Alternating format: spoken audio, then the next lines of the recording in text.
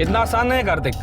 एक बार जुर्म साबित हो जाए तो सजा होना पक्का है। पर पापा अगर वो खुद ही मान ले कि उन्हें साइन को फॉर्ज किया है तो सजा कम तो हो सकती है ना। मुश्किल है।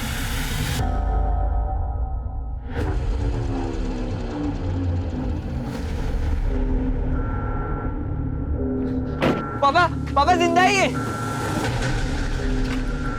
बेटा ये तो मुकेश अग्रवाल है, 3+ बिल्डर वाले। क्या हुआ मुकेश? अरे मुकेश, अरे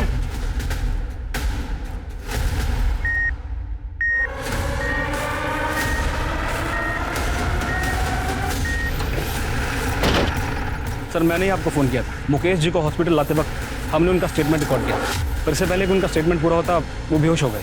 कहाँ है वो रिकॉर्डिंग? और हमें इंस्पेक्टर साहब कैसे हो गया ये सब कुछ? वो ठीक तो है? आप शांत हो जी, जरा मेरे साथ आइए। ये मुकेश जी ने अपनी रिकॉर्डिंग में कहा है कि उनके पार्टनर्स सुरेश और नलिन, उन्होंने उन पर हमला किया है। हो सकता है बिजनेस से रिलेटेड कोई प्रॉब्लम हो। आप बता सकती हैं उनका बिजनेस में कोई प्रॉब्लम चल रहा था क्या? इंस्पेक्टर साहब, इन्होंने अपने बिजनेस के बारे में कभी मुझसे कुछ डिस्कस ही नहीं किया, और सच कहूं तो मैंने भी कभी उनसे पूछा नहीं। लेकिन ये सुरेश और नलिन, इनके साथ तो इनकी अच्छी पड़ती थी। जहां तक मैं जानती हूँ कोई प्रॉब्लम नहीं थी। कैसे कर सकते हो सर? डॉक्टर साहब अब कैसे है वो? हम पूरी कोशिश कर रहे हैं। प्लीज सर एक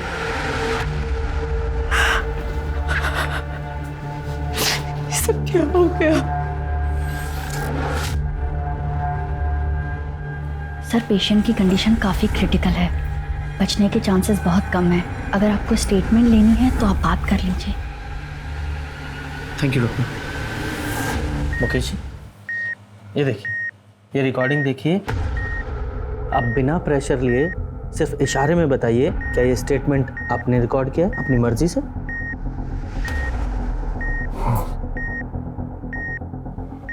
मतलब आपके पार्टनर्स सुरेश और नलिन, उन्होंने आप पर गोली चलाई? हाँ, मेरे पार्टनर ने गोली मारी और उन्हें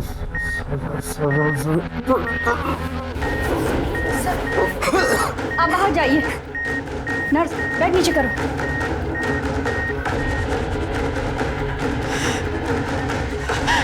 इंस्पेक्टर साहब क्या हो रहा है? कैसे? देखिए आप टेंशन मत लीजिए, ट्रीटमेंट चल रहा है, वो ठीक हो जाएंगे। हाँ?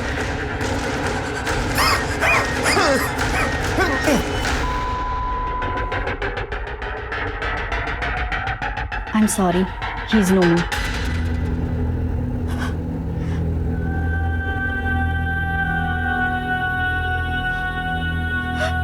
शर्मा, ये बॉडी का पोस्टमार्टम कराओ और सुरेश और नलिन दोनों को अरेस्ट करो तुरंत।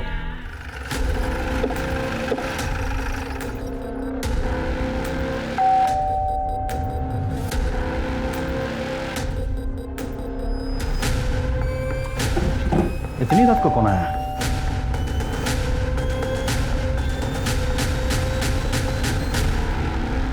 सुरेश गुप्ता। जी मैं ही सुरेश गुप्ता हूँ। और बात क्या है? हम आपको अरेस्ट करने आए, घर की तलाशी लो। अरे एक मिनट, अरेस्ट किस लिए? मुकेश अग्रवाल के कत्ल के जुर्म में। क्या? मुकेश का मर्डर? हाँ, अभी कुछ देर पहले ही मुकेश का मर्डर हुआ है एमजी रोड। मरने से पहले उसने तुम्हारा और सुरेश गुप्ता का नाम लिया। गुप्ता, पूरा घर चेक करो। मैडम। सर आपको कोई गलतफहमी हुई है। मेरे पति मुकेश जी को सपने में भी कोई नुकसान नहीं पहुंचा सकते हैं। आपके पास इसके अलावा कोई प्रूफ है कि मेरे पापा ने किया है? आप वारंट लेके आइए। हमें हमारा काम पता है, इन्वेस्टिगेशन के बीच में बाधा मत डाली। मैडम पूरे घर की तलाशी ली, कुछ नहीं मिला, और घर में दूसरा कोई है भी नहीं। फैमिली कहाँ है तुम्हारी? मैं बैचलर हूँ, इसलिए अकेला रहता हूँ। चलो। क्या कर रही है? सर रुकिए सर।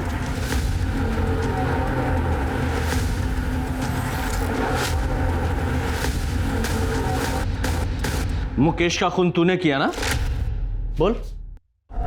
मैंने बताया ना, मैंने किसी का खून नहीं किया। आवाज कम कर, झूठ बोल रहा है तू। वीडियो देखा ना तूने? मरता हुआ आदमी झूठ बोलता है क्या? हाँ, लेकिन सर ये कैसे पॉसिबल है? कल रात को मैं अपने बीवी बच्चों के साथ बर्थडे पार्टी में था। मेरे कजन के बेटे की बर्थडे पार्टी थी रेस्टोरेंट में। हमारे अलावा वहां 30 लोग और भी शामिल थे। आप चाहे तो उन सबसे पूछ सकते हैं। मैंने कहा ना मैं वहां नहीं था। आवाज नीची करके बात कर। अरे मैडम, मैं कल शाम 8 बजे से सुपर स्पेशलिटी हॉस्पिटल में था। मेरे पापा को हार्ट अटैक हुआ है। मैं रात में 1 बजे निकला हूं वहां से और सीधा अपने घर आया हूं। मैंने अपने क्रेडिट कार्ड से हॉस्पिटल की पेमेंट की है, आप चाहें तो चेक कर सकते हैं। मुकेश ने कहा था कि कंपनी का 10 लाख रुपया तूने हड़पा है, उसका क्या? पैसे हड़पने का तो सवाल ही नहीं होता सर। पैसे मैंने नहीं बल्कि मुकेश ने लिए थे, वो भी पूरे 10 लाख रुपए अपने दूसरे बिजनेस को बचाने के लिए। उसने कहा था कि वो 6 महीने में सारे पैसे लौटा देगा। इनफैक्ट उसने पोस्ट डेटेड चेक भी दिए थे और ये सारे पॉइंट उसने स्टैम्प पेपर में मेंशन किए थे। और तूने ऐसा क्या किया था मुकेश के साथ जो इससे भी बुरा था? सर मैंने कुछ नहीं किया है, इस बात की मैं कसम खा सकता हूँ। हम तीनों पिछले 15 साल से पार्टनर्स हैं और हमारे बीच में कभी झगड़ा तक नहीं हुआ है। इनफैक्ट हम तीनों तो हर सुख दुख में एक दूसरे के साथ कंधे से कंधा मिलाकर खड़े रहे हैं। बिल्डर हम पे दबाव बना रहे हैं कि ये कंपनी हम उन्हें सेल कर दें, तो तुम लोग अपने अपने शेयर निकाल लो। मुकेश हम पार्टनर्स हैं, हम इकट्ठा मिलकर फाइट करेंगे। हाँ मुकेश, हमें कोई नहीं तोड़ सकता। जब तुम लोगों में इतना ही भाईचारा था तो मुकेश ने तुम दोनों पे इल्जाम क्यों लगाया? सर वो मुझे नहीं पता, हो सकता है कि किसी के दबाव में आकर उसने ये बात कही हो। किसके दबाव में? वो मुझे नहीं पता सर, लेकिन सबसे बड़ा प्रूफ ये है कि उस दिन हम दोनों एमजी रोड पर थे ही नहीं। सर सुरेश के बयान को वेरीफाई किया, वो सच कह रहा है। उस रात सच में वो बर्थडे पार्टी के लिए रेस्टोरेंट में गया हुआ था और रेस्टोरेंट के सीसीटीवी कैमरा में वो साफ नजर आ रहा है। रात के 1 बजे वो वहां से अपने बीवी और बच्चे के साथ निकला था, तो सर चांस ही नहीं है कि रात 12 बजे वो एमजी रोड पे। सर परवेश और कार्तिक को लगभग 12 बजे के आसपास मुकेश एमजी रोड मिला था और उस वक्त नलिन सुपर स्पेशलिटी हॉस्पिटल में था, जहाँ पर उसने अपना क्रेडिट कार्ड यूज किया था बिल पे करने के लिए। हमने हॉस्पिटल और बैंक दोनों से वेरीफाई किया, इसलिए पॉसिबल ही नहीं है कि वो एमजी रोड गया। सर एक चांस ये है कि किसी कॉन्ट्रैक्ट किलर को यूज किया। हाँ, लेकिन मुकेश ने अपने बयान में साफ साफ सुरेश और नलिन का नाम लिया है कि उन दोनों ने उस पर गोली चलाई है, किसी और ने नहीं, और दोनों के पास बाइक भी है। लेकिन अभी तुम दोनों ने कंफर्म किया कि वो दोनों वहां थे ही नहीं। सर हो सकता है ये मुकेश झूठ बोल रहा हो। हाँ, लेकिन एक मरता हुआ आदमी झूठ क्यों बोलेगा? एक काम करो, ये परवेश और कार्तिक, इन दोनों की डिटेल्स निकालो और ये मुकेश की फैमिली के बारे में पता करो। आपस में इनमें कोई प्रॉब्लम चल रही थी क्या? मुकेश के पेरेंट्स तो 10 साल पहले ही गुजर गए थे और मुकेश अपने पेरेंट्स के इकलौते थे। कल रात तुम कहाँ थे? सर मैं अपने कमरे में मूवी देख रहा था और फिर राहुल, राहुल, तेरे पापा को गोली लग गई। क्या? हॉस्पिटल से फोन आया, चल जल्दी से। मैं तो बस किचन का काम खत्म करके सोने ही जा रही थी। अचानक कार्तिक का फोन आया कि हॉस्पिटल आ जाओ। मेरी तो कुछ समझ में ही नहीं आया। मुकेश तो डिनर करके बाहर वॉक करने गए थे। सुरेश और नलिन को कैसे पता चला कि मुकेश रात को डिनर के बाद बाहर वॉक करने जाने वाले? तो आपको भी लगता है कि सुरेश और नलिन ने मुकेश को मारा है? आपको नहीं लगता इंस्पेक्टर? I mean, मुकेश ने अगर कहा है तो सच ही कहा होगा ना, वो झूठ क्यों बोलेंगे?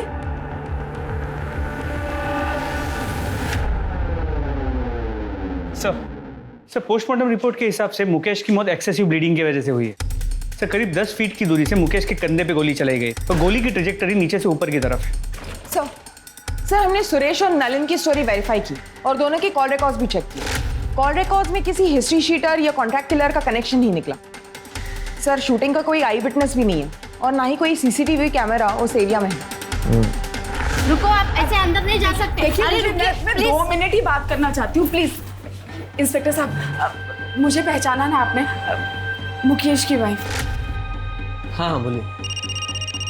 सर मैंने सुना है कि आप नलिन और सुरेश को छोड़ रहे हैं, क्या ये बात सच है? हेलो।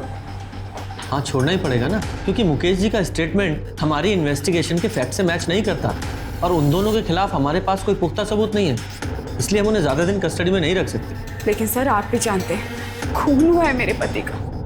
कुछ भी कीजिए, हाथ छोड़ रही हूँ आपके आगे। जिसने भी मेरे पति को मारा वो को छोड़ना चाहिए। मुझे इंसाफ चाहिए सर।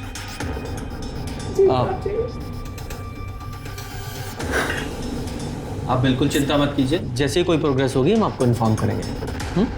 Thank you. सर इस परवेश के बारे में एक इंपॉर्टेंट इन्फॉर्मेशन मिली। ये परवेश ट्रिनिटी बिल्डर्स का मेन लॉयर हुआ करता था 1 साल पहले तक, लेकिन किसी बात को लेकर मुकेश ने उसे कंपनी से निकाल दिया। पर ये बात इस परवेश ने हमसे क्यों छुपाई कि वो मुकेश अग्रवाल को जानता था? सर आप जो कह रहे हो बिल्कुल ठीक है, पर पता नहीं उस दिन मेरे दिमाग से कैसे निकल गया कि मैं आपको बताता कि मैं मुकेश जी को जानता था। अरे ऐसे कैसे दिमाग से निकल गया? आप खुद एक लॉयर है ना, आपको कम से कम हमसे नहीं छुपाना चाहिए था। हमसे तो सच्चाई बताते हैं। जी बिल्कुल सही, पर मैं ये भी समझ सकता हूँ कि आपको इसकी वजह से मुझ पर शक भी होगा, पर आपका ये शक बेबुनियाद है। उस रात मैं और मेरा बेटा कार्तिक मेरे क्लाइंट के यहाँ शादी अटेंड करके घर वापस लौट रहे थे पवन बाग से। वहाँ से मेरे घर की दूरी करीबन 10 मिनट की थी, मगर लौटते वक्त एक ट्रक की वजह से पूरा रास्ता जाम था, तो हमने बीच का रास्ता लिया। तो हमें करीबन 15 मिनट लगे और वही रास्ते पर हमें मुकेश जी पड़े मिले। और सर मेरे पास वो वेडिंग इनविटेशन कार्ड भी है, ये देखिए सर। सर आप गनीमत समझिए कि हमने वीडियो रिकॉर्ड कर ली, वरना आपको तो हम पर शक होता। अच्छा एक बात बताइए, मुकेश ने आपको अपने कंपनी से क्यों निकाला था? एक्चुअली सर एक डिस्प्यूटेड लैंड था जिस पर 5-6 अलग अलग पार्टीज का हक था। मुकेश जी चाहते थे कि मैं इलीगली वो ज़मीन उनके नाम पर करवा दूँ। अरे वो 5-6 लोग हैं, लोअर मिडिल क्लास, उन्हें डरा धमका के भगा दूंगा मैं। वो अपना क्लेम वापस कर लेंगे, तो मैंने उसे तैयार करो। नहीं मुकेश, ये सब इलीगल है, नहीं करूँगा। तो आज के बाद तुम्हारी जरूरत भी नहीं मुझे, तुम जा सकते हो। सर मुकेश जी ने अपने छोटे से लालच की वजह से 10 साल पुराना रिश्ता 1 मिनट में तोड़ दिया, तो मैंने भी कंपनी छोड़ दी और कभी पलट कर नहीं देखा। सर अगर मुझे ही बदला लेना होता तो मैं इतना लंबा इंतजार क्यों कर, बताइए आप। सर परवेश ने जो कहानी बताई थी वो करेक्ट है। वो लोग उस रात सच में शादी में गए हुए। शादी के वीडियो फुटेज में वो लोग साफ नजर आ रहे हैं। और सर उस रात हाईवे पे सच में ट्रैफिक जैम था जैसे परवेश ने बताया था, इसीलिए उन्होंने अंदर का रास्ता लिया। सर हमने सुरेश और नलिन की स्टोरी वेरीफाई की, सब सच बोल रहे।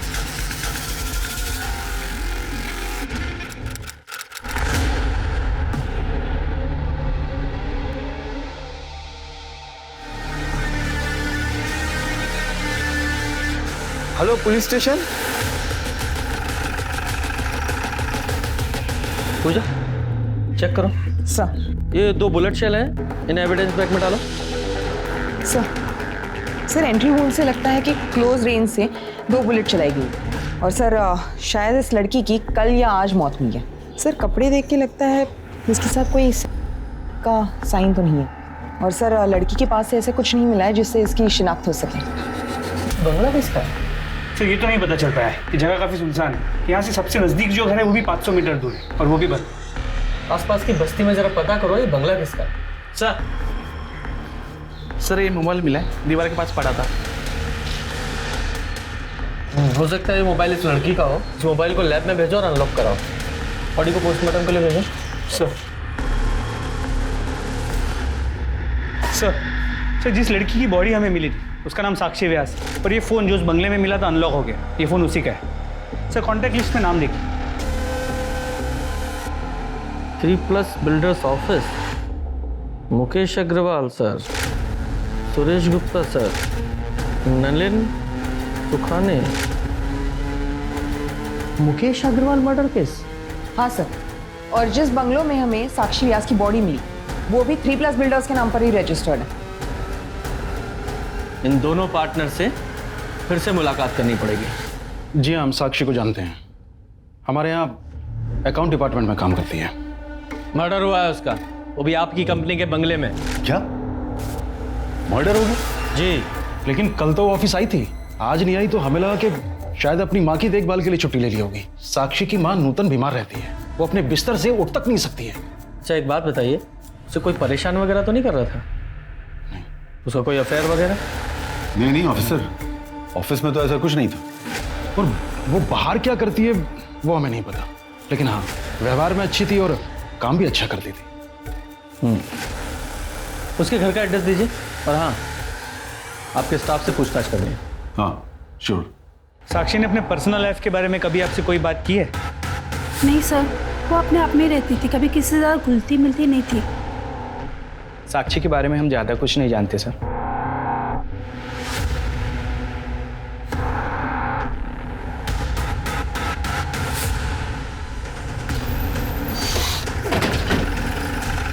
यही है ना?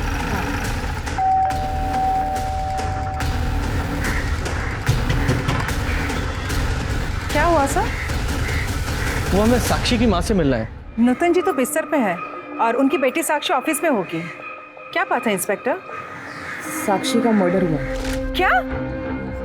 हे भगवान, नूतन जी का क्या होगा? साक्षी तो कितनी प्यारी बेटी थी। मेरे पास इमरजेंसी चाबी उन लोगों ने देके रखी है, मैं अभी लेके आती हूँ।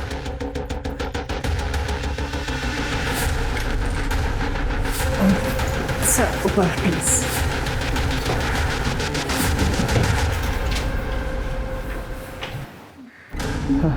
गुप्ता, डॉक्टर को फोन करो। सर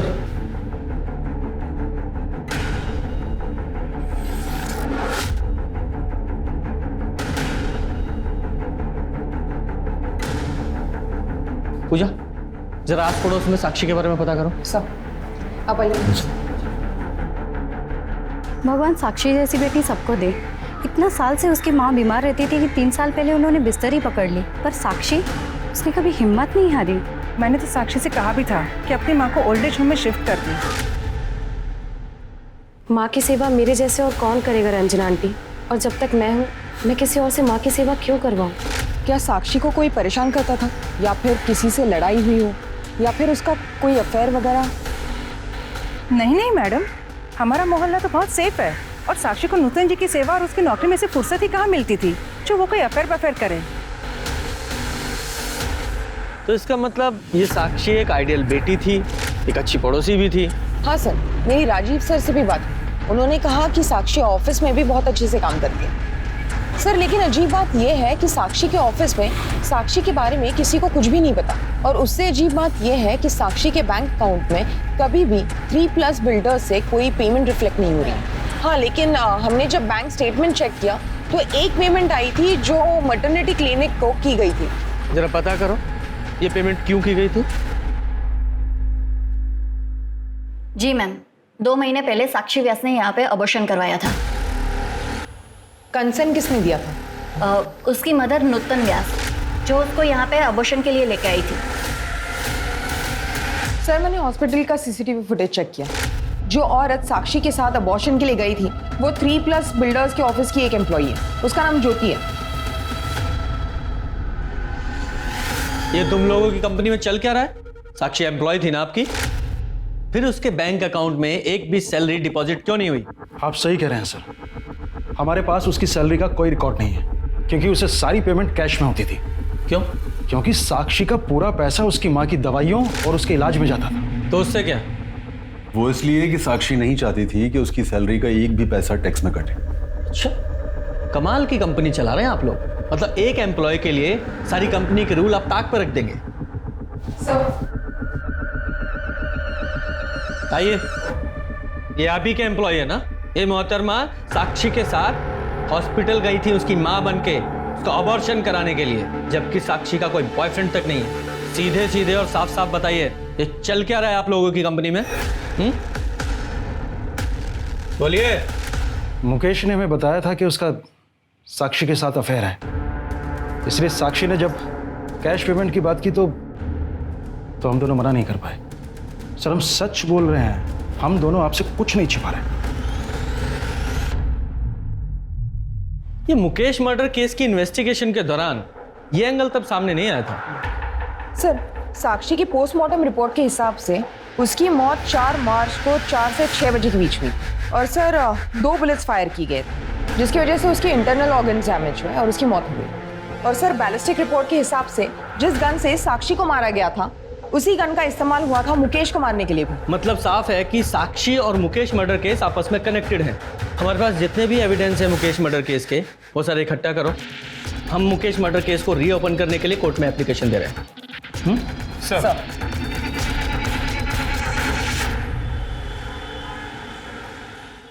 सर, कोर्ट ने मुकेश अग्रवाल मर्डर केस को रीओपन करने की मंजूरी दे दी है। Very good. शुरू से शुरू करते हैं। सबसे पहले मुकेश अग्रवाल के घर चलते हैं।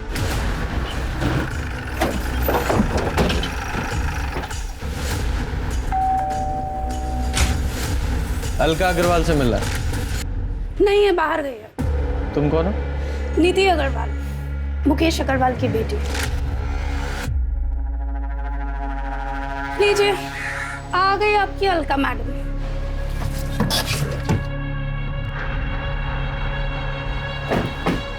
आइए, आप ही का इंतजार था।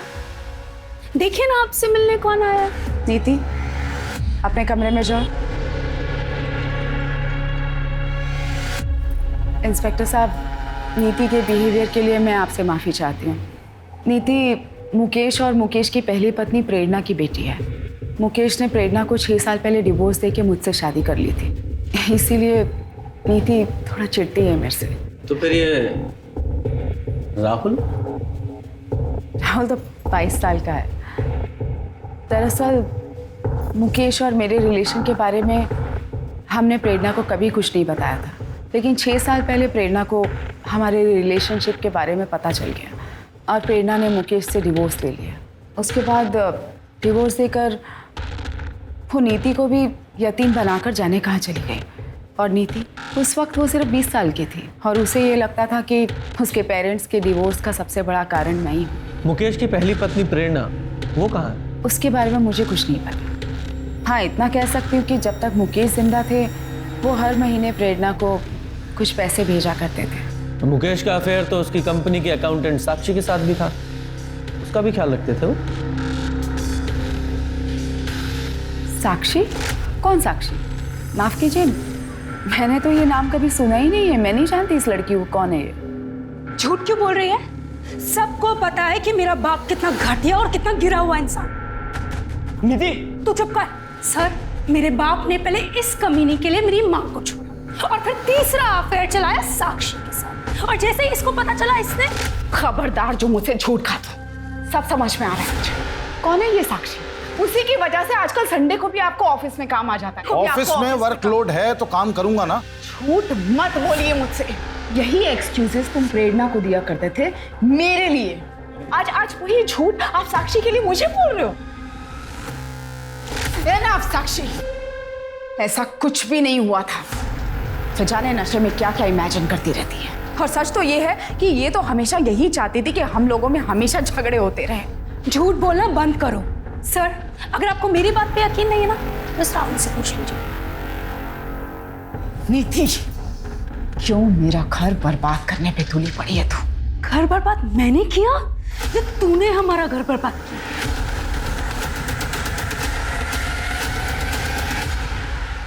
सर, मानना पड़ेगा, बड़ी अजीब फैमिली है। शर्मा, इस राहुल और इसकी मालका दोनों पे नजर रखो, और साथ ही इस नीति पर भी, क्योंकि हो सकता है इस नीति ने नफरत, लालच या फिर नशे में ये सब किया हो।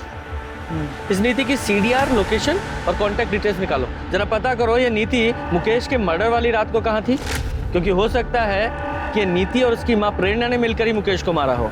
तो इस प्रेरणा से भी मिलना पड़ेगा। साहब, नीति मेरे करीब कभी थी ही नहीं। उसे बिल्कुल पसंद नहीं था कि उसे कोई रोके टोके या उसे ये बताए कि उसे क्या करना है क्या नहीं करना है। यहाँ तक कि उसकी माँ भी नहीं, यानी कि मैं। जब मुकेश ने मुझे छोड़ा तो नीति के इसी बिहेवियर के कारण मुझे नीति को छोड़ना बहुत आसान हो गया था। आपको मुकेश अग्रवाल के मर्डर के बारे में पता है? साहब, ये कैसी बातें कर रहे हैं आप? ऑफ कोर्स पता था। मुकेश की मौत की खबर महीनों तक टीवी पे चली थी, और मेरे लिए तो मुकेश उसी दिन मर गया था जिस दिन उसने अलका के लिए मुझे छोड़ा था। लेकिन साहब, मैंने मुकेश को एक ही शर्त पर डिवोर्स दिया था कि नीति की जिम्मेदारी अब उसकी जिम्मेदारी रहेगी। पर आज मैं एक बिजनेसमैन करण शर्मा की पत्नी हूँ। मैं अपने पास्ट को भूल चुकी हूँ साहब। मेरे पास्ट से मुझे कोई लेना देना नहीं है। सर, साक्षी को मारने का मोटिव अलका के बेटे राहुल के पास था, लेकिन साक्षी और राहुल के बीच में कांटेक्ट हुआ हो ऐसा कोई लीड हमें मिला नहीं। नीति के कांटेक्ट लिस्ट में ज़्यादातर नंबर्स ड्रग पेडलर्स के। हमें ऐसा लगा कि शायद नीति ने उनका इस्तेमाल किया होगा मुकेश को मारने के लिए, लेकिन ऐसा भी कोई सबूत नहीं मिला। और ये सुरेश और नलिन, इनका क्या? नहीं सर, साक्षी के मर्डर के वक्त इन दोनों की मोबाइल की लोकेशन बंगले के पास की नहीं थी। सर कहीं है कि इस मुकेश मर्डर केस की तरह ठंडा ना बढ़ जाए। सर बंगले के पास वाले घर में एक विधवा रहती है, नारायणी। उसने पहले भी 1-2 बार साक्षी को उस बंगले में आते हुए देखा था उसके बॉयफ्रेंड के साथ। नारायणी का कहना है कि लड़के की और साक्षी की उम्र लगभग बराबर की होगी, लेकिन वो कह रही थी कि दोनों में बहुत झगड़े होते हैं और शायद 4 तारीख को जिस दिन साक्षी का मर्डर हुआ उस दिन भी उनकी लड़ाई हुई होगी। बेहतर होगा कि तुम ये जॉब छोड़ दो। और छोड़ दो क्या, तुम्हें ये जॉब छोड़ना ही पड़ेगा। मैं नहीं छोड़ूंगी, तुम्हें जो करना है तुम कर लो। तुम ये बिल्कुल अच्छा नहीं कर रही हो। आजकल के बच्चे कितने लड़ते हैं। कहीं ये लव एंगल तो नहीं है? नारायणी ने उस लड़के की शक्ल देखी थी? हाँ सर। स्केच बनवाओ सर। और शर्मा, तुम साक्षी के कॉल रिकॉर्ड चेक करो, उसमें पता करने की कोशिश करो ये साक्षी किसी लड़के के रेगुलर टच में थी क्या? Sir excuse me. हेलो, ठीक है सर, नूतन व्यास को होश आ गया है, मुझसे बात कर सकते हैं। Very good.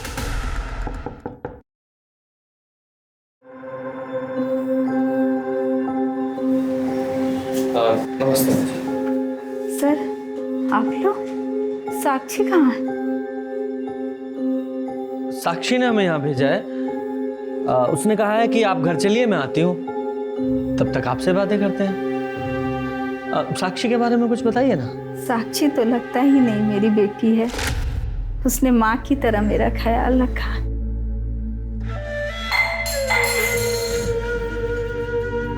माँ,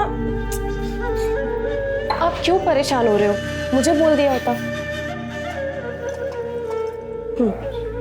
ऐसा लगता है मैंने नहीं, उसने मेरी परवरिश की। उसने मुझे कभी अकेला नहीं छोड़ा। उसके रहते मुझे अपने स्वर्गवासी पति की कभी याद नहीं आई। बहुत ही खुश मिजाज, जिंदा दिल और हंसमुख है मेरी बेटी, लेकिन उन दोनों कमीनों ने मेरी बेटी की जिंदगी बर्बाद कर दी। किन्होंने? उसके मालिक मुकेश और सुरेश ने मेरी फूल सी बच्ची के साथ जो किया, भगवान करे मेरी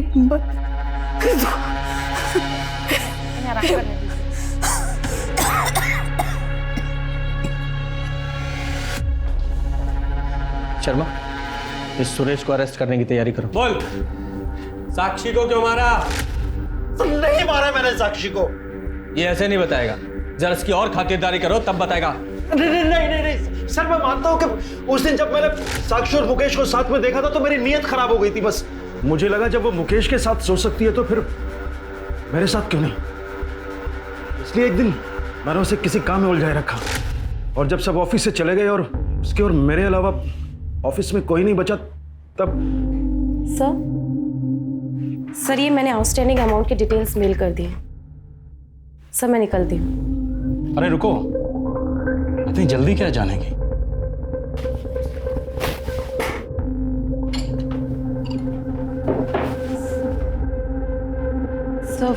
सर मैं ड्रिंक नहीं करती। लेकिन खुश तो करती हो ना? हुँ? आज रात मुझे खुश कर दो। क्या कहती हो? सर मैं मानता हूं कि मैंने साक्षी का कई बार फायदा उठाया है, लेकिन मैंने उसे नहीं मारा है सर। एक मजबूर लड़की को उसकी माँ की बीमारी का बहाना बनाकर तूने ब्लैकमेल किया। भले ही ये कंफर्म नहीं हुआ है कि साक्षी को तूने नहीं मारा, लेकिन ये कंफर्म है तूने उसे एक्सप्लॉइट किया। यही रखो इसे।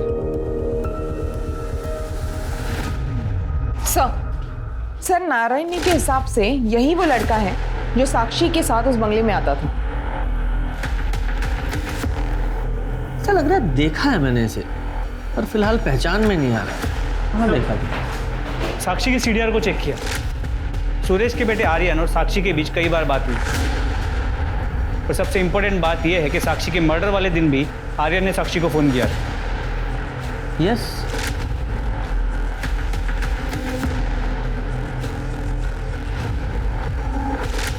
ये आर्यन है। शर्मा ये देखो इसका हेयर स्टाइल। आर्यन ही वो लड़का है जो साक्षी से मिलने वो कंपनी के बंगले में जाता था।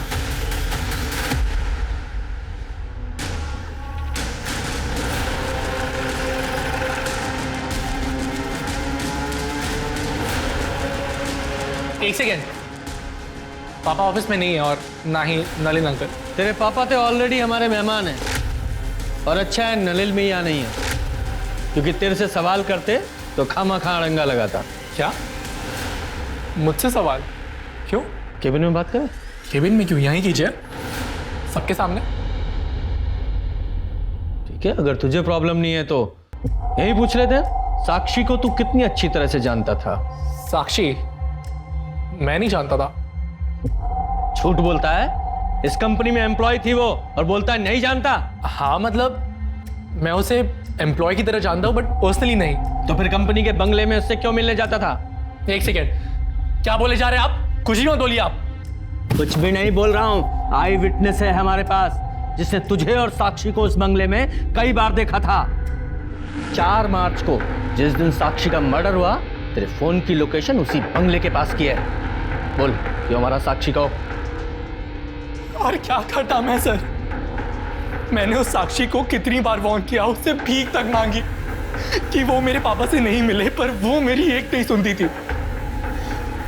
मेरी माँ उसकी वजह से कितना परेशान हो रही थी। नहीं, कहाँ था मतलब? ऑफिस में तो नहीं थे। सारे दिन ऑफिस में रहता हूँ क्या? बाहर मीटिंग्स भी होती हैं। हाँ, ऑफिस में साक्षी के साथ मीटिंग के लिए जगह नहीं मिलती तो बाहर मीटिंग करते हो। मेरे मामलों से ना दूर है मतलब। वरना क्या? हाँ बोलो, वरना क्या? अरे बात तो पूरी करके जाओ, वरना क्या? ये हमारी घर की हर रोज की कहानी हो गई थी सर, तो हमने सोचा कि हम ही इस झगड़े को सुलझा देते हैं। तो हमने साक्षी को कंपनी के बंगलों में बात करने के लिए बुलाया। लेकिन मेरी इसमें कोई गलती नहीं है। तुम्हें अपने पापा से बात करनी चाहिए। मैं बेवकूफ नहीं हूँ। ये घटिया काम करके तुम अमीर बनना चाहती हो ना, मैं तुम्हें मेरी फैमिली बर्बाद नहीं करने दूंगा। बेहतर होगा कि तुम ये जॉब छोड़ दो। और छोड़ दो क्या, तुम्हें ये जॉब छोड़ना ही पड़ेगा। मैं नहीं छोड़ूंगी, तुम्हें जो करना है तुम कर लो। तुम ये बिल्कुल अच्छा नहीं कर रही हो। लेकिन मेरे लिए यही अच्छा है। मैं तुम्हें तुम्हारी माँ की लाश के लिए पैसे दे दूंगा, लेकिन तुम बस मेरे पापा का पीछा छोड़ दो बस।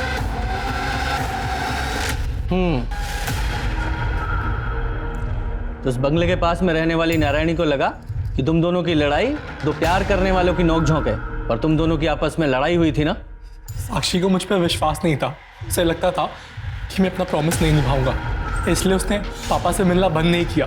दिन पे दिन मेरे घर के हालात और खराब होते जा रहे थे। तो फाइनली मैंने गन का सहारा लिया।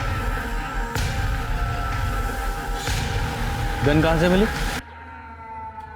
पापा की कार की सीट से। मुकेश अंकल की मौत के अगले दिन जब मैं हर रोज की तरह जॉगिंग पे जा रहा था, पापा बहुत गुस्सा होते अगर उन्हें मालूम पड़ता कि मैंने उनकी गन छुई है। इसलिए मैंने सोचा कि मैं उन्हें बताऊंगा ही नहीं। इसलिए पापा के डर से मैंने उस गन को सेफ जगह छुपा दिया। लेकिन सर स्ट्रेंजली पापा ने कभी उस बारे में जिक्र ही नहीं किया। कभी कभी तो मेरा मन करता था कि मैं पापा को ही मार दूं मैं, लेकिन पापा को मार के मेरी माँ को विधवा बना के सर मेरी प्रॉब्लम सॉल्व नहीं होती। तो मैंने फाइनली सोचा कि मैं एक आखिरी बार साक्षी को मिलता हूँ, और हम फाइनली 4 मार्च को 6 बजे मिले। मैं अंदर नहीं जाऊंगी, तुम्हें जो बोलना है यही बोलो, और मैं इस जगह दोबारा नहीं आऊंगी। ठीक है, तो इसे मेरी फाइनल वार्निंग समझ ले और मेरे बाप से मिलना छोड़ दे। तो तू अपने बाप से क्यों नहीं बोलता कि वो मेरा इस्तेमाल करना छोड़ दे? मैं नहीं बोल सकती क्योंकि वो मेरी जरूरतें पूरी करता है और मैं उसकी। चुप हो जा, झूठ बोल रही है तू। तूने फंसाया मेरे बाप को, पैसों की भूखी है तू। तो अपने बाप से जाकर पूछना, हो सकता है तेरी माँ को ऐसे ही फंसा के लेकर आया हो और तेरी माँ ने भी उसके साथ पैसों के लिए शादी की हो। सर मैं किसी गन के बारे में कुछ नहीं जानता हूं, मेरे पास कोई गन नहीं है। झूठ मत बोल। तेरे बेटों को तेरी गन तेरी कार में से मिली थी, और फॉरेंसिक से ये साबित हो चुका है कि वो वही गन थी जिससे मुकेश को मारा गया था। अब झूठ मत बोल और सच बता। मैं सच बोल रहा हूं सर, मुझे नहीं पता कि मेरी कार में गन कहां से आई। सर अगर आप मुझे मारना चाहते हैं तो मार दीजिए, लेकिन मैं सच कह रहा हूं, मुझे नहीं पता कि गन कहां से आई।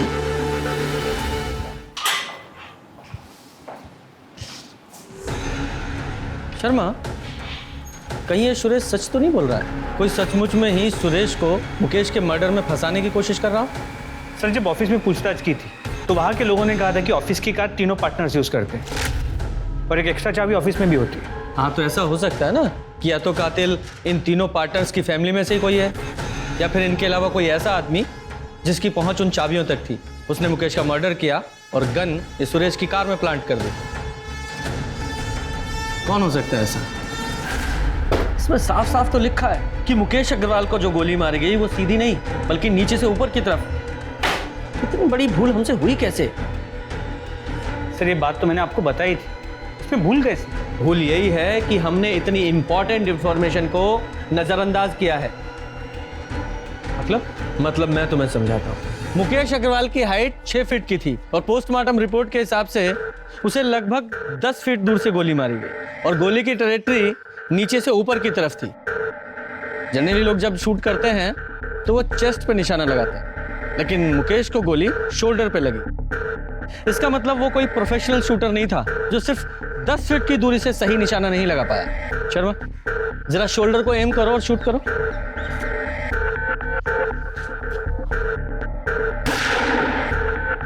Very good. गुप्ता, अब तुम वहां जाओ और शोल्डर को एम करके शूट करो। सर।